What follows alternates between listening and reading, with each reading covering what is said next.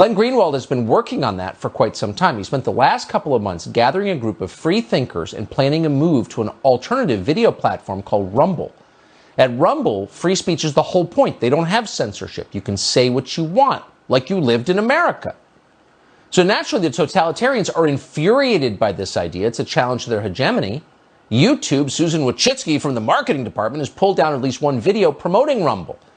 Jeff Bezos' newspaper attacked it today. That means the New York Times will soon be on it, along with the Atlantic and the Daily Beast and all the rest of the Praetorian Guard. Your job? Ignore it. You know they are liars. They are frantically defending a system that no one believes in anymore. If there's going to be a renaissance in journalism, and we desperately need one, it will be led not by them, but by people like Glenn Greenwald, who joins us now. Glenn, thanks so much for coming on. I'm not even going to ask you any questions. Everyone watching this understands, no matter who you voted for, no matter what you believe, we have to have a free press in a democracy, period. We no longer do. You are doing something about this, and I'm just going to stand back and let you describe what that is. Yeah, well, so I do want to say, though, what you said was absolutely right, that we've heard this story over and over, but I do think we just need to take note that it's getting more and more extreme. In addition to being a medical doctor, Rand Paul is also the elected representative of the people of Kentucky, who twice sent him to the Senate to speak for him in our most important debates. And you have these unelected tech oligarchs being pressured by the Democratic Party to silence the people who were elected by the citizens of this country to speak on their behalf. And it gets worse and worse and worse. The censorship grows and grows and grows.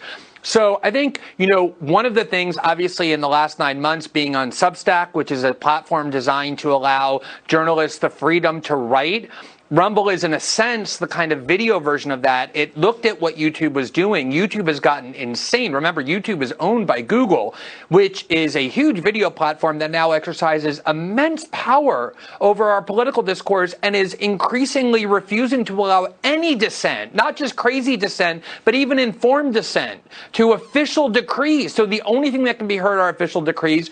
Rumble, a site that I didn't know much about, was actually founded by a Canadian liberal in 2013. It's not a MAGA site. It wasn't funded by a right-wing ideologue. It was funded by somebody who started a website, and he said, you know what? I don't think I'm actually qualified to make judgments about complex scientific judgments in the middle of a pandemic, or even questions like whether there was fraud in an election. I'm an entrepreneur. I started a technology company.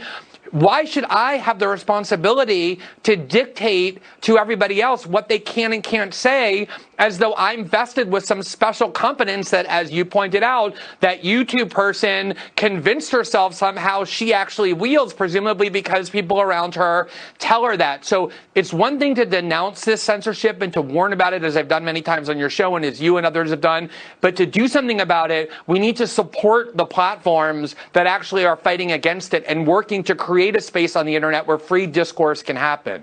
Well, that is exactly right. And that's why this is the lead of our show tonight, because this is not just a good thing. This is central to our survival as a self-governing country. You have to have this.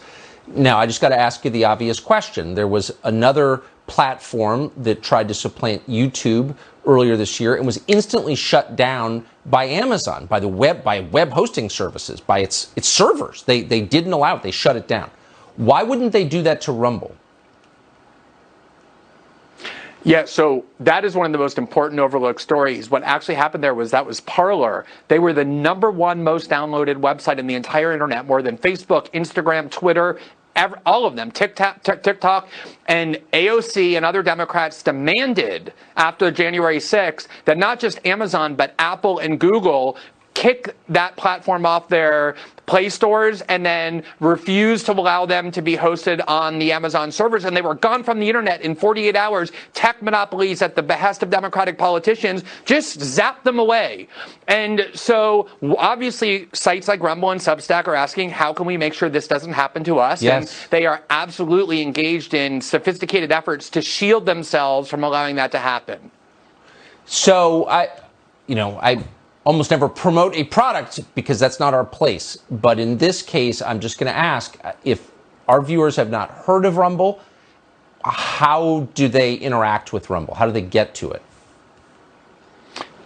Yeah, I mean, I went today along with former Congresswoman Tulsi Gabbard, who's a longtime Democrat but believes in free speech, and other independent journalists. And if you go to Rumble, there's just a search bar. You type in RUMBLE, Rumble, and you'll find the platform, and you start searching for the people who you want to listen to. You can find me on there, her on there, lots of conservatives, lots of leftists, people who believe in free speech are there. And I really encourage people who believe in this cause to support it and Substack as well. They're critical to our ability to continue to have free discourse. That's right. And our ability to continue the country, I would argue. Glenn Greenwald, thank you so much for doing this and for telling us about it. I appreciate it.